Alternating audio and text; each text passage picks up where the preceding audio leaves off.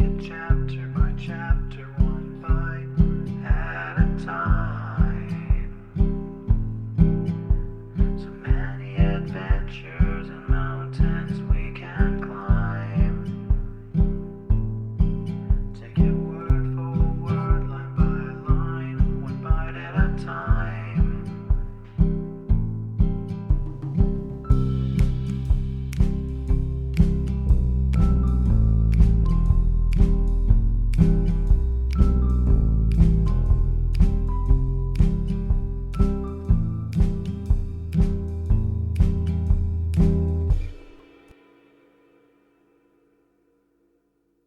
Welcome to Bite at a Time Books, where we read you your favorite classics one bite at a time.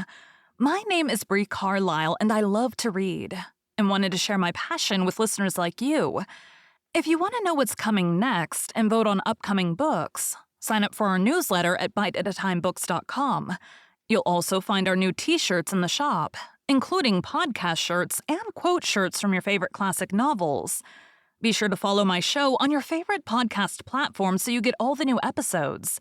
You can find most of our links in the show notes. But also our website, biteatatimebooks.com, includes all of the links for our show, including to our Patreon to support the show, and YouTube, where we have special behind the narration of the episodes. We're part of the Bite at a Time Books Productions Network. If you'd also like to hear what inspired your favorite classic authors to write their novels, and what was going on in the world at the time, check out the Bite at a Time Books Behind the Story podcast, wherever you listen to podcasts. Please note, while we try to keep the text as close to the original as possible, some words have been changed to honor the marginalized communities who've identified the words as harmful, and to stay in alignment with Bite at a Time Books' brand values. Today we'll be continuing Les Miserables by Victor Hugo. Chapter 12. The Bishop Works. The next morning at sunrise, Monsieur Bienvenu was strolling in his garden. Madame Magloire ran up to him in utter consternation. "Monseigneur, Monseigneur!" she exclaimed. "Does your grace know where the basket of silver is?" "Yes," replied the bishop. "Jesus the Lord be blessed," she resumed. "I did not know what had become of it." The bishop had just picked up the basket in a flower bed. He presented it to Madame Magloire. "Here it is." "Well," said she, "nothing in it. And the silver?" "Ah," returned the bishop, "so it is the silver which troubles you. I don't know where it is." "Great, good God, it is stolen! That man who was here last night has stolen it!" In a twinkling, with all the vivacity of an alert old woman, Madame Magloire had rushed to the oratory, entered the alcove, and returned to the bishop. The bishop had just bent down and was sighing as he examined a plant of Cochlearia des Goulions, which the basket had broken as it fell across the bed. He rose up at Madame Magloire's cry. "Monseigneur, the man is gone! The silver has been stolen!" As she uttered this exclamation, her eyes fell upon a corner of the garden where traces of the wall having been scaled were visible. The coping of the wall had been torn away. "Stay, yonder is the way he went. He jumped over into Coquefillet Lane. Ah, the abomination! He has stolen our silver!" The bishop remained silent for a moment. Then he raised his grave eyes and said gently to Madame Magloire, "And in the first place, was that silver ours?" Madame Magloire was speechless. Another silence ensued. Then the bishop went on. "Madame Magloire, I have for a long time detained that silver wrongfully. It belonged to the poor. Who was that man? A poor man, evidently."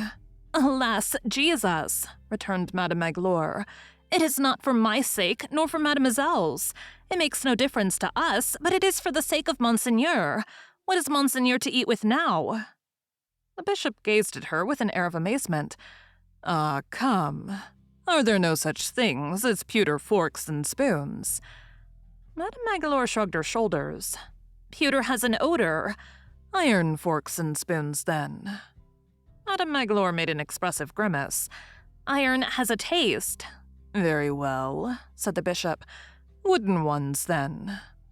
A few moments later, he was breakfasting at the table at which Jean Valjean had sat on the previous evening. As he ate his breakfast, Monseigneur Welcome remarked gaily to his sister, who said nothing, and to Madame Magloire, who was grumbling under her breath, that one really does not need either fork or spoon, even of wood, in order to dip a bit of bread in a cup of milk. "A pretty idea, truly," said Madame Magloire to herself, as she went and came, "to take in a man like that, and to lodge him close to oneself, and how fortunate that he did nothing but steal. Ah, mon Dieu, it makes one shudder to think of it." As the brother and sister were about to rise from the table, there came a knock at the door. "Come in," said the bishop. The door opened. A singular and violent group made its appearance on the threshold. 3 men were holding a 4th man by the collar. The 3 men were gendarmes. The other was Jean Valjean. A brigadier of gendarmes, who seemed to be in command of the group, was standing near the door. He entered and advanced to the bishop, making a military salute. "Monseigneur," said he. At this word, Jean Valjean, who was dejected and seemed overwhelmed, raised his head with an air of stupefaction. "Monseigneur," he murmured. "So he is not the curé?" "Silence," said the gendarme. "He is Monseigneur the bishop." In the meantime, Monseigneur Bienvenu had advanced as quickly as his great age permitted. "Ah, here you are," he exclaimed, looking at Jean Valjean. "I am glad to see you. Well, but how is this? I gave you the candlesticks too, which are of silver like the rest, and for which you can certainly get 200 francs. Why did you not carry them away with your forks and spoons?" Jean Valjean opened his eyes wide and stared at the venerable bishop with an expression which no human tongue can render any account of. "Monseigneur," said the brigadier of gendarmes, "so what this man said is true, then. We came across him. He was walking like a man who's running away. We stopped him to look into the matter. He had this silver. And he told you," interposed the bishop with a smile, "that it had been given to him by a kind old fellow of a priest, with whom he had passed the night. I see how the matter stands. And you have brought him back here? It is a mistake." "In that case," replied the brigadier, "we can let him go." "Certainly," replied the bishop. The gendarmes released Jean Valjean, who recoiled. "Is it true that I'm to be released?" he said, in an almost inarticulate voice, and as though he were talking in his sleep. "Yes, thou art released.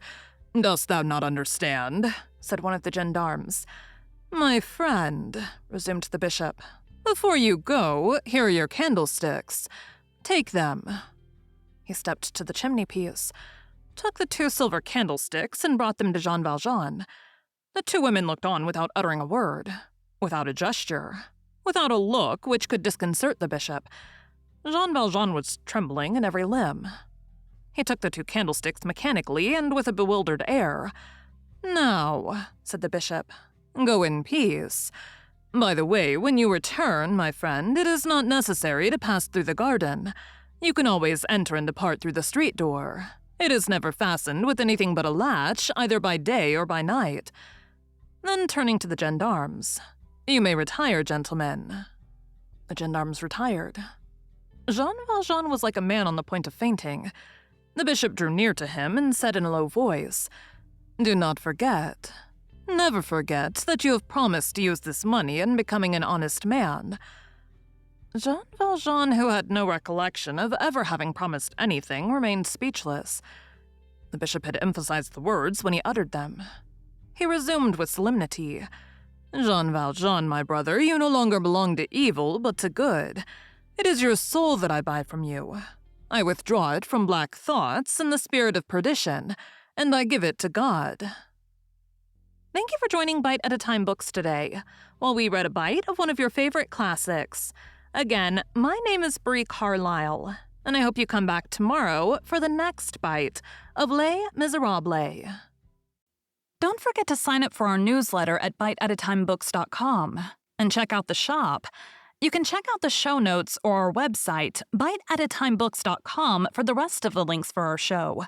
We'd love to hear from you on social media as well.